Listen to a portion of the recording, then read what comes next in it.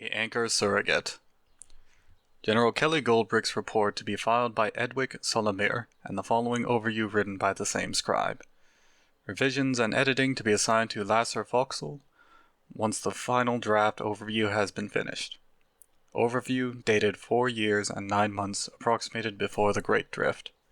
General Goldbrick took the original equation to a coronal priest before showing it to any other high-ranking UNO official. Her logic being that she needed confirmation from a mathematician before categorizing it as a simple math problem in her report. Later interviews with the coronal priest Erica Dunwich, disciple of Clockwork, tell that the equation was from a journal.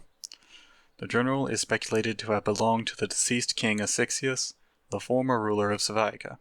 However, no such journal was presented by General Goldbrick when she handed her report to the courier Marthier Osmandius for transport.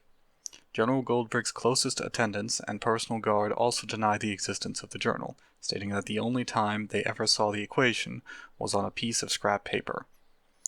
General Goldbrick claims the paper came from the old king's personal chambers, hidden away in a stack of innocuous stories. Councillor Arthur Tyrannus recommends further investigation into the legitimacy of the scrap paper claim and the true objectivity of the journal. Erica Dunwich claimed that the equation is a perception realignment equation, the purpose of which is to shift a person's perspective from their current present to another in reality. It's like using a teleportation spell, except the effect only extends to the mind and not the body, the priest claims. Activation of the equation requires that the user know the solution of the equation. After the fact, they can use the effect whenever they please, Erica Dunwich claims. General Kelly requested that the priest solve the equation for her, and she did. In addition, Erica Dunwich balanced the equation so that its use wouldn't be one way. Upon activating the equation, General Goldbrick's perspective was changed from her command tent to another location an immeasurable distance away. She stated that the actual transit was similar to King Asixius' preferred method of teleportation, in that the whole of reality seemed to move past her within a second's time.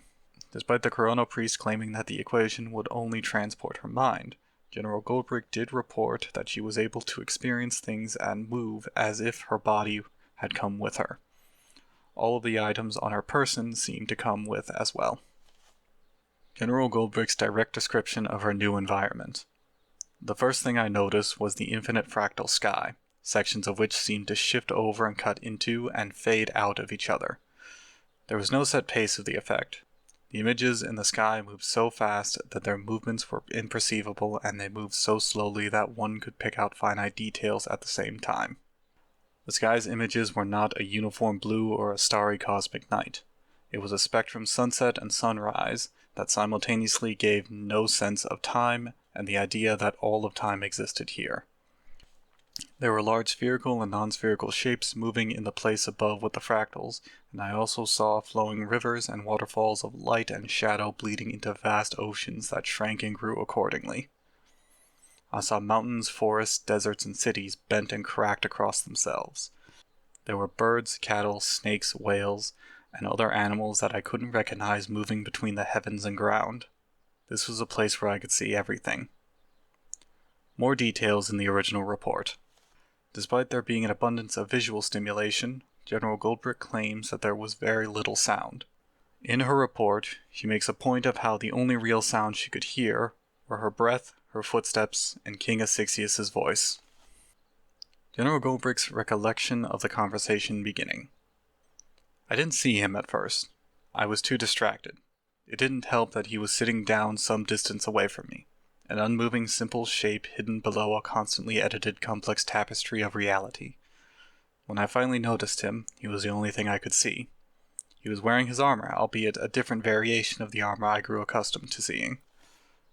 The overall details of the steel plate were the same. The finite obsidian and silver accents were the noticeable differences. Still, there was no doubt that it was his armor. As I got closer, I could see the armor was heavily battered. Long gone was the luster and shine of his nobility. Pieces of the armor were missing and replaced by crude replica pieces, or mismatched substitutes. The helmet's visor was cracked, but still held together enough to veil the wearer's face.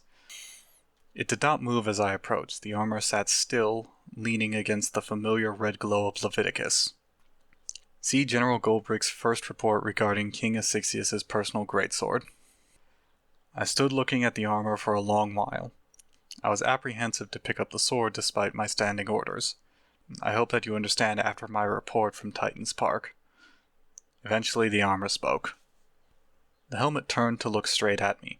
Hello again, Kelly. The armor stood up, and I was once again graced with the presence of King Asyxius. This encounter was different, however.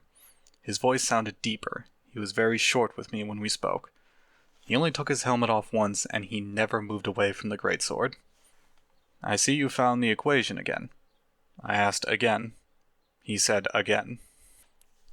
General Goldbrick's report then goes on in detail of their conversation. The following information is the relevant details thereof. An in-depth breakdown of their conversation has been assigned to the analyst Mendicant Lophorus. The equation discovered by General Goldbrick is a transportation device leading to a kind of pocket reality or nexus reality in which King Asyxius, or some duplicate of him, exists with another version of his Leviticus greatsword. It is apparent that the version of King Asyxius retains the memories of the original and contains the memories of other variations spread out across unseen branches of reality.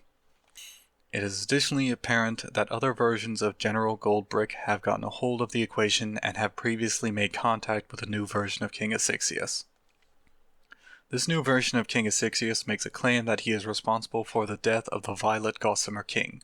Note: no evidence is provided.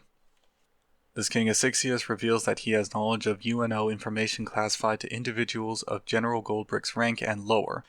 See inquiries made by General Goldbrick afterward. King Asyxius expresses knowledge regarding the UNO's involvement with the Surrogate Civil War. King Asyxius expresses no want to leave the reality nexus and becomes adamant that General Goldbrick leaves. When pressed to provide more information regarding the equation, King Asyxius simply stated, "It's a math equation. I found it in a textbook." When pressed to explain how his greatsword is in the pocket reality, he simply stated, "This is my sword. His sword is in his tomb." When pressed to explain the previous reasoning, "I am not your Asyxius." General Goldbrick's recollection of the conversation's end. For as long as I've known him, Asyxius has exhibited the traits of a person lost in the atrocities he's committed. A person who's felt guilt and stress for the things that, for all the previous facts stated, never happened. That equation led me to a revelation. That conversation made me realize that Arpedreus Asyxius, the one that I knew, and this one that I had just met were the same. Except not. He explained that his memories, the one in the pocket reality, were synchronized with all the other variants of himself that exist, and the memories of those variations were synchronized to each other as well. In doing so, he had a perspective and recollection of every reality that he had personally experienced. I asked him to prove it. He responded by saying, "Do you really need proof? You stand on the edge of infinity in the twilight of semi-consciousness, where existence is a fleeting thought and non-existence is equally so. This is not a place where proof matters." When I asked why, he said it's because this conversation only truly exists as a third-hand report written by Edwig Solomir. See General Kelly Goldbrick's original report for additional details. That answer wouldn't suffice for me. That kind of answer would never suffice for me. I told him that, in words that frankly I would prefer to be left out of my full report. A detail I would like to share about this response is his response after. I had expected him to be defensive, to lash back at me in anger like he would have done before. I would have expected him to laugh at me, show some kind of pompous chuckle as if he knew something more than me. No, instead he said nothing. His shoulders fell slack and he was silent. I can't tell you whether he was waiting for me to say something else or he couldn't find the words, but eventually he took off his helmet. He had no face, no muscle, no skin, and no eyes. He had stripped away the non-essentials of his body, save for the mind and the soul. My guess is that it was some vain attempt to embody the metaphor of a man versus being one. Or maybe he was just trying to make his life last as long as possible, seeing as that cursed sword would bloom again if he died. It doesn't matter. When I asked him what happened, he explained. "I am not your Asyxius. I am the point in which his life extends across realities, the penultimate representation of his perspective. Your life doesn't matter to me. His life doesn't matter to me because all around us is the threads of thought that branch outcomes across time. Cosmic insignificance is all I see, because I see where I end. Leave and mourn and conquer and betray. The land of kings is no concern of me, and neither is the rest of the grand continent. Before I left, I asked him what he planned to do in the Nexus. He just said he was waiting. Knowing exactly what he meant, I didn't press further. I just prepared my leave from that place.